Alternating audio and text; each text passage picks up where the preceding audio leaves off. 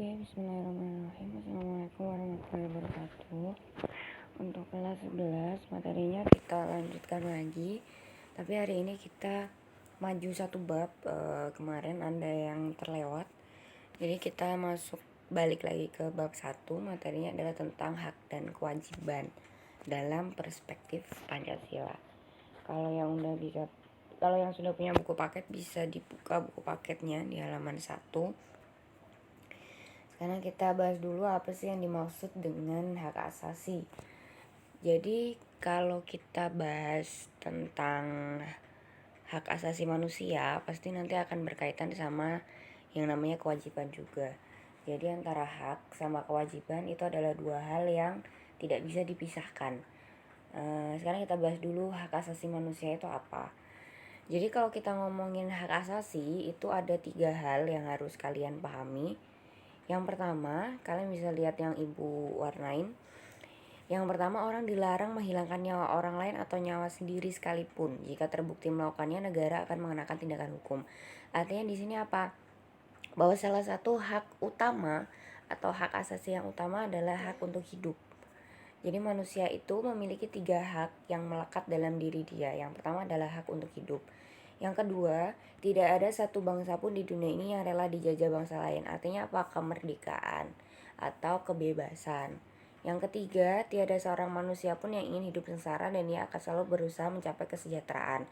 Jadi seseorang kalau dia ingin mencapai kesejahteraan dalam hidupnya, mencapai kemudahan, itu adalah hak masing-masing individu dan itu diberikan kebebasan. Nah, kalau kita mau ngeliat definisinya secara utuh, kita bisa ngeliat di Undang-Undang Undang-Undang Nomor 39 Tahun 99. Hak asasi adalah perangkat hak yang melekat pada hakikatnya dan keberadaan manusia sebagai makhluk Tuhan yang Maha Esa dan merupakan anugerahnya. Dilindungi oleh negara hukum, pemerintah dan setiap orang demi kehormatan serta perlindungan harkat dan martabat manusia. Jadi kita di sini bisa simpulkan bahwa hak asasi itu adalah sesuatu yang melekat pada diri individu sejak lahir. Dan hak tersebut itu dilindungi oleh pemerintah, hukum, dan masyarakat. Jadi setiap orang atau setiap individu itu harus melindungi hak-hak individu yang lainnya. Kenapa? Karena di sana terdapat hak yang melekat sejak mereka dilahirkan dan kita tidak boleh merampas hak tersebut. Nah, ini ada juga beberapa definisi HAM menurut beberapa tokoh. Kalian nanti bisa baca.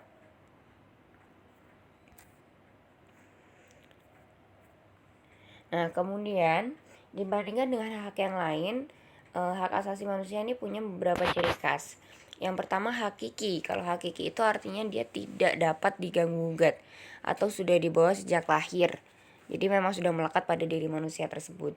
Kemudian yang kedua adalah universal, berlaku untuk semua orang. Jadi hak asasi individu itu berlaku untuk semua individu, terlepas dari apapun jenis kelaminnya, kemudian terlepas dari jenis kulitnya, warna kulitnya, ras ataupun budaya. Jadi hak asasi yang berlaku di Indonesia juga akan tetap berlaku sama di Eropa, di Amerika, di Afrika sekalipun. Itu tetap hak asasi dan itu harus tetap dilindungi oleh pemerintah, hukum, dan masyarakat. Jadi berlaku secara universal. Nah, yang ketiga, tidak dapat dicabut. Artinya hak asasi ini nggak bisa kita ambil. Contohnya, kita nggak bisa ngambil hak seseorang untuk mendapat pendidikan, untuk hidup. Kita nggak bisa ngambil secara paksa atau kita tidak bisa mengambil secara sewenang-wenang, semau kita. Karena itu adalah hak yang tidak bisa dicabut. Nah, yang ketiga, tidak dapat dibagi. Artinya semua orang boleh mendapatkan semua hak. Artinya dibagi secara adil. Jadi nggak ada yang kamu dapat hak asasinya 30%, dia 50%, nggak ada, semua dapatnya 100%. Artinya tidak dapat dibagi-bagi. Kemudian setelah kita bahas hak, kita bahas juga tentang kewajiban asasi manusia. Jadi kalau kita ada hak atau kita mendapatkan hak kita sebagai individu, maka harus ada kewajiban yang kita jalankan. Nah, kalian bisa lihat nih dua gambar di sini adalah salah satu contoh kewajiban. Kewajiban siswa membersihkan lingkungan sekolah salah satunya. Kemudian kewajiban kita juga sebagai warga masyarakat bersih-bersih, menjaga lingkungan, menjaga kesehatan. Nah, itu salah satu kewajiban. Gampangannya, kewajiban itu adalah sesuatu yang harus kita lakukan dengan penuh tanggung jawab. Jadi kalau kita mau dapat hak kita, kita juga harus melakukan kewajiban kita. Jadi ada timbal balik di sana. Contohnya, kalau kita pengen dapat gaji, kita harus bekerja sesuai dengan job desk kita, sesuai dengan apa yang harus kita lakukan. Contohnya lain lagi, kalau siswa pengen dapat nilai yang bagus, ya siswa harus belajar, harus mengerjakan tugas, harus menjalankan aturan yang diberikan oleh guru sekolah. Nah, itu harus kita jalankan supaya kita mendapatkan hak kita juga. Kalau kita melihat ketentuannya, kita bisa melihat di pasal 1 ayat 2 Undang-Undang RI nomor 39 tahun 99 tentang hak asasi manusia menyatakan bahwa kewajiban dasar adalah seperangkat kewajiban yang apabila tidak dilaksanakan tidak memungkinkan terlaksananya dan tegaknya hak asasi. Jadi kalau hak asasi manusia kita harus dijalankan, kewajibannya juga harus dijalankan. Contohnya tadi yang 3 poin awal, bahwa kita setiap manusia itu ingin hidup sejahtera.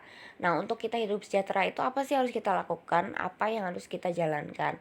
Misalkan di jalan kita untuk menjaga keselamatan dan keamanan orang lain di jalan, kewajiban kita apa? Kewajiban kita harus pakai helm, harus mengendarai motor dengan hati-hati, kemudian harus pakai SIM, harus lengkap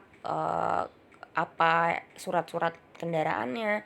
Supaya apa? Supaya kita juga menjaga pengendara lainnya, karena ada hak-hak mereka juga di jalan. Ada juga misalkan kita menjaga keselamatan orang lain saat menggunakan kendaraan umum. Misalkan kadang kan di kendaraan umum suka ada pemberitahuan tidak boleh merokok di dalam bis, misalkan tidak boleh makan. Itu apa? Untuk menjaga kenyamanan orang lain atau untuk menjaga hak-hak orang lain juga. Makanya kalau hak itu ada, kewajiban harus dijalankan terlebih dahulu.